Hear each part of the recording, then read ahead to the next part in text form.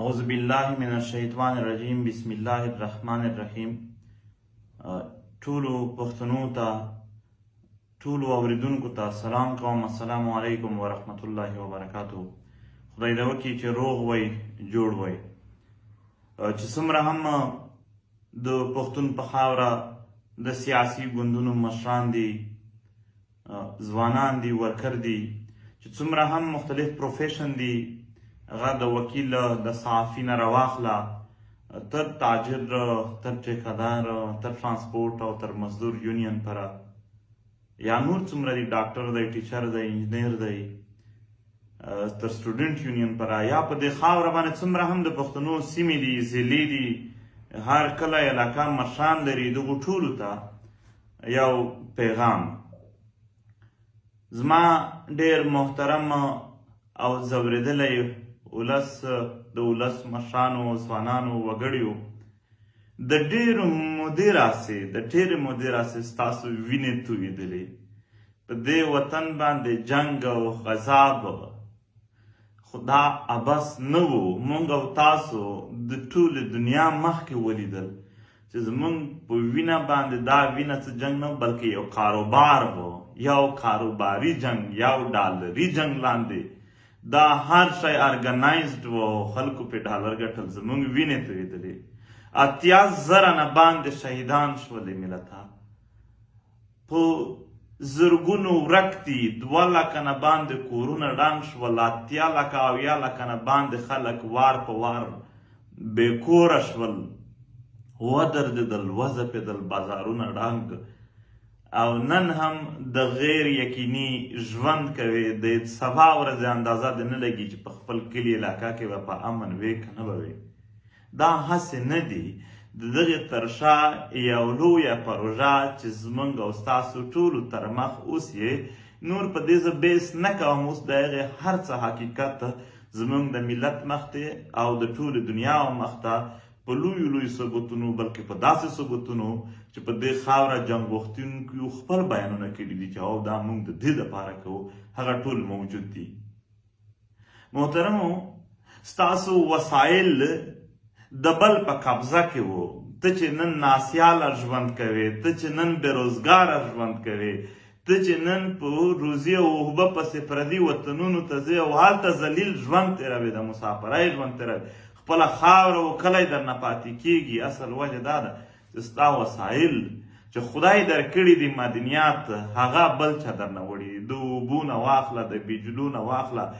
د دې خاورې په غرونو کې موجود قیمتي کاڼي تر سره زر پورې، په دې خاوره څومره ځنګلات تر لرګیو پورې، دا چې څومره دي حتی کې دا خاوره باندې ټوبیکو ته یعنې فصل پورې، دا ټول د بل په قبضه کې او د بل په ګټه کې دي. ځکه تا ته اوریجنل او روغه ګټه نه راځي چې ته ژوند پې جوړ کړي. ستا د خاورې امن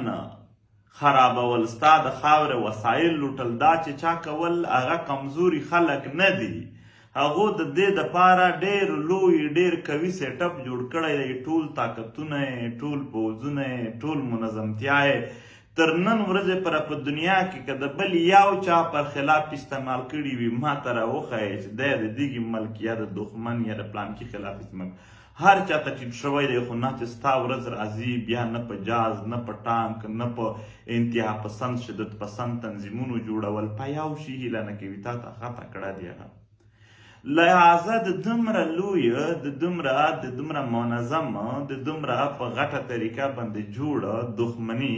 مخه نیول، دا یوازې د یو تنظیم، یوازې د یو علاقې، یوازې د یو پیشې کار نه و. دې ته یو اتحاد پکار و. د دې اتحاد په خاطر باندې 18 اکتوبر ته پښتنو یو جرګه راوغوښتله چې دلته ټول پښتانه مشران، هغه که څومره پارټۍ دي سیاسي، د هغو که څومره پیشې دي، پروفیشن د هغې تر هرې ضلعې پوره مشران، داسې چې څومره یونین دي یا په دې خاوره څومره سیمې دي، هغو سیمه ییز، علاقایي، قبایلي مشران، سماجي شخصیات، بااثر علما، د دغې خاورې هر هغه څوک چې په وطن کې یاره په 100 په 30 کسانو هم اثر وي، دغو ټولو ته دعوتونه ورکول شول چې راشئ سره کینو. او تاسو ګواه یئ زه دلته د ټولو سیاسي ګوندونو مشران ګواه کوم، زه د ټولو پروفیشن پیښې چې موږ ورغلي یو د هغو مشران ګواه کوم، او زه ضلعو ته تللی یم. تاسو مشرانو دا سپین ږیرو یو یا ځوانانو زما خبره به اورئ چې زه څه وایم. تاسو آیا ګواه نه یې چې ما هلته کومه بیانیه چلولې وه؟ ما په دغې یو بیان باندې چې راځئ پښتنو زه ایجنډا نه درکوم، زه ناره نه درکوم، زه جنډا نه درکوم، زه هیڅ نه راوړم، زه یوازې د دغې وطن د غمي د څه ثبوتونه درته ږدمه او د هغې هم چیلنج درکوم چې که غلط ثابت شول یا غلط وو ورته سزا چې وي اول یې ته راکه خو راځه کینو د دغې وطن تیر ژوند خو تیر شو، راتلونکی د غرب دی، راتلونکی دی تباه او برباد دی، ټول د خطر لاندې، ټول د یو بدنامۍ د یو بېعزتۍ لاندې، د ضلالت لاندې، د پردیو وطنونو ژوند ته مجبور یی. دغه بیان یوه بله خو نه وه که نه، د دې دپاره چې کله پی ټي ایم لاړخه دا کوشش وشو چې په رښتونې توګه د ورونو په شانې دې ته وکتل چې ملا دی، امید دی، د کوم ګوند دی، د کومې سیمې دی، د کومې پیشې دی، بلکې هر ټول یې خپل ورونه شمار کړل. د یو مسلمان او د یو پښتون په حیث باندې ټولو ته دعوتونه ورکړل، 10,000 کمه بېل دعوتونه وشول. او دا هم یو لوی حقیقت دی چې ټولو ګوندونو د ټولو ګوندونو مشرانو، ځوانانو، وګړیو، د ټولو سیمو سیمه ییزو مشرانو، د ټولو پروفیشن یعنی پیشو یونینو مشرانو او ځوانانو یا دلته سماجي شخصیات با اثر یا نور چې څومره هم دي دغو هم یو لوی ویلکم ورته وکړو. ټول په اول ځل په ډېرو وختونو نه پسه یعنی دې غته راغل پوزیشن ته چې دوی دا اراده وکړه چې موږ سره یو کېږو. ها چې کله دښمن دا ولیدل، کله چې د دې وطن په وینو کې، د دې وطن په اوښو کې، په جنګونو کې او د وسایلو په لوټلو کې او د دې وطن په ذلیلولو کې چې کومو خلکو خپلې پیسې او ډالر او کاروبارونه لیدل، هغو ولیدل چې دا خو که دا راټول شول، آیا د دغې راټولېدلو د دغې جرګې په کامیابي کې به دوی ته د پښتنو امن خرابول یا په هغه باندې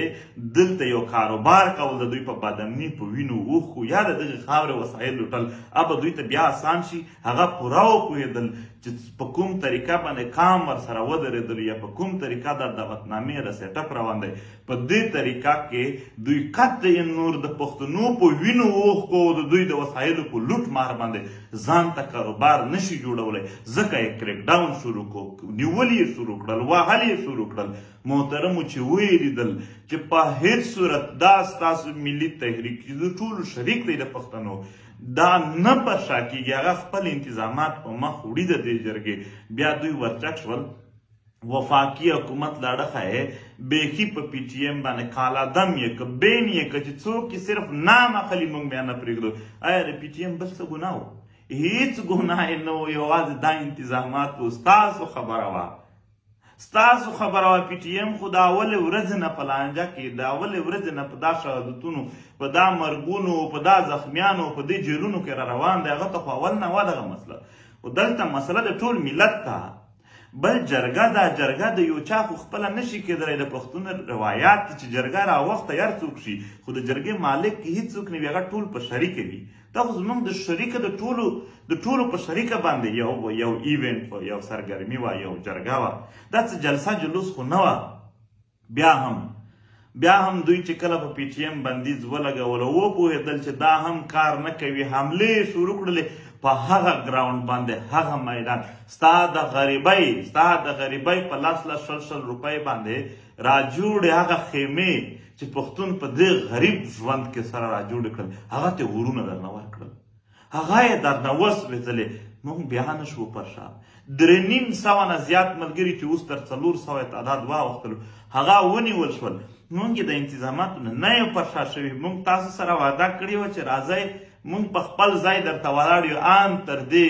چې راغلل د ټوپکو سره فایرینګونه یې شروع کړل، ویستل یې شروع کړل، زما ملګري یې شهیدان کول شروع کړل. نن یې هم ویډیو ثبوتونه موجود دي، زما ملګري پر شا قدم نه دی اخیستی. پی ټي ایم اوس هم ولاړ دی، وینې تویوي، اوښکې د ځان پې تویوي، د خپل سرونه یې قربان کړل، په تلي کې کېښودل. د خپل خاورې، د خپل وطن او ستاسو د عزت او د ناموس او د ښه ژوند په خاطر باندې نن دغه 3 شهیدان چې دلته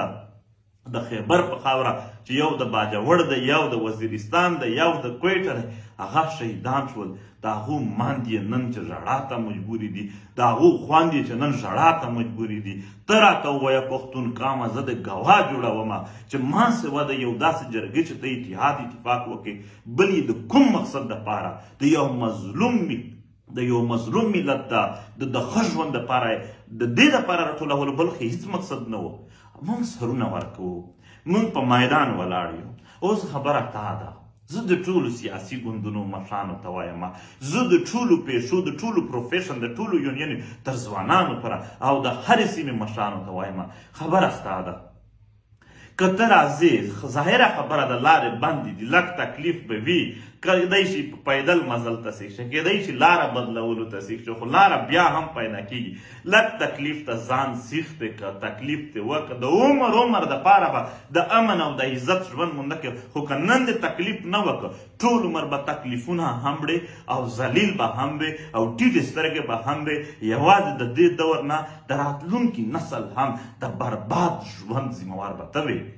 ولې چې تا ته موقع میلاو شوله تا دومره نشول کولی چې په دې وخت کې د لږ څه په ځان باندې تکلیف و سختي تېر کړی وای او په داسې حالاتو کې چې ماشومانو ځوانونه سرونه په تلي کېږي وو په هغو وختونو کې راتګ لازم دی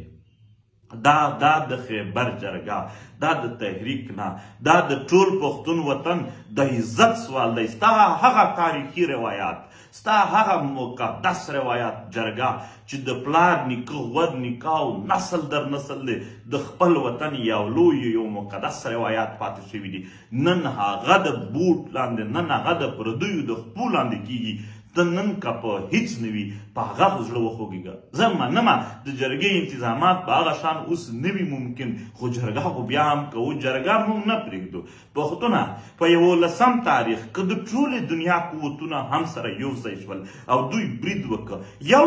یو چانس کېدلی شي چې زموږ د ټولو لاسونه هلته پراته وي تر دې پورته د دغې د کینسل کولی بل یو چانس نشته دی خامخا جرګه مونږ کوو د دغې وطن په خاطر باندې مونږ د دغې وطن دغه مضبوط روایات دا مقدس روایت نه مړولو ته ورکوو نه د دغې وطن په وینو اوښکو باندې نه د دغې وطن په وسایلو باندې پردي و کاروبار ته پرېږدو د دغې په خاطر باندې تکلیف لږ تېر کوي یوه دوې ورځې مشکلات تېر کوي لږ حوصله وکړئ په لاره کې زر مه واپس کېږئ په هر صورت راشئ هغه قافلې چې را روانې دي په یو نه یو طریقه لار پیدا کړئ ځانونه راورسوئ نن دغه ځوانان دلته تا ته دې ته نه دي ناست چې ځان در باندې درنوي ځان در باندې عزتمند کوي تا عزتمند د دغې وطن د عزت سوال دی د دغې په خاطر باندې موږ ټولو ته وایو راشئ او هغه علاقې هغه تنظیمونه چې پاکې زه په ډېرو منډو کې یا د حالاتو د سختیو او نزاکتونو د وجې هغو ته نه ورسېدل هغو ټولو سیمو مشرانو ته وایم د دعوت وخت نشو پیدا زه درتلم کور کلي ته زه درتلم تر تاسو پورې نه وشول ممکنه نه شوله نو دېږي د وجې یعنې زموږ نه د مولانا شیراني صاحب پارټۍ پاتې وه د سمیع الحق صاحب پارټۍ پاتې وه داسې د پنجپیر نه راواخله نورې مدارس یا کانیا پورې یا دلته زموږ چې کوم په هنګو کې کوم زموږ پیران دي یا خانکي دي یا دلته د پړاچینار و یا جنوبي پښتونخوا وه یا نورې داسې د سلیمان خیلو چې کوم په پنجاب کې آباد دي نورو ځایونو کې یا په کراچۍ کې چې کوم آباد وي یا په اسلام آباد کې دغه ډېرو ځایونو ته زموږ تګ نه وشو د حالاتو نزاکت و د وخت کمی و ستاسو د دعوت دی درته بې دعوته راشئ دا څه د خواږه پروګرام خو نه دی دا د ملت د غم پروګرام دی ټول شریک شو سره په شریکه باندې دا غم وپالو پاکیزه یو ځل بیا هم د تحریک ځوانانو ته وایم د خیبر ولسونو ته وایم د خیبر ټولو سیاسي خلکو او قبایلي مشرانو چې ډېره مېړانه یې کړې د تحریک ځوانان چې ډېره مېړانه کوي او ټولو ته وایم تاسو ته سلام پېښ کوو هېڅکله پر شا کېږو نه زه د خپلو شهیدانو ومندیو ته خویندیو ته پلارونو ته ورونو ته وایم تاسو به هېڅ نه خفه کېږئ دا ډېر عزتمنه لار باندې د مظلومیت په حمایت کې دا د ذات لپاره نه خدای پاک دومره عزتمن شهادت ورکړی دی چې رښتیا څوک به یې په هېڅ نه کې مړاو مرګ ورځ نیټه پوره وي خو دا ده چې انسان یې خپل چایس کړي چې دا یې د عزت په لار کې په هغه لار باندې ځي که په کومه لار ځي موږ ټول کام ستاسو پوره وړی یو بیا به هم سبا 3 بجې ته د شهیدانو جنازې دي، هغه ته به د شهیدانو خپل خپلوان هم راځي، خاندانونه به راځي، هلته به د شهیدانو په هکله او د مبارزې په هکله بیا خبره کیږي. دا اوس پیغام د خپل ملت ټولو سیاسي ګوندونو مشرانو او ځوانانو ته، د خپل ملت چې څومره هم زموږ مختلف پروفیشن دي هغو مشرانو او ځوانانو ته چې څومره خلک دی قبایلي علاقایي مشران دي هغو ته ډېره مننه کوم. خدای مو تل راته آباد لره، هیڅ کله نه پر شا کېږو. دا وطن تر ځانورو پورې راته سوي دي، په دې حالاتو کې پر شا کېدل یعنې دا به بېغیرتوب نه کوو، یو یې نه کوو، کلک ورته ودرېږو، سرونه ځي پروا نشته دی، سرونه ټیټوو نه.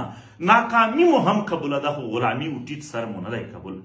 په دې خاوره باندې دا مونږ نشو کتلی چې دا څه روان دي. د دې په خاطر به ټول راپاسو. خدای مو تل راته آباد لره، خوشحاله اوسئ. دواړو لاسو سلام درته کوم او زه به په 11 اکتوبر نه مخکې یعنې چې نن نه سفر را شروع شي ګورم چې ټول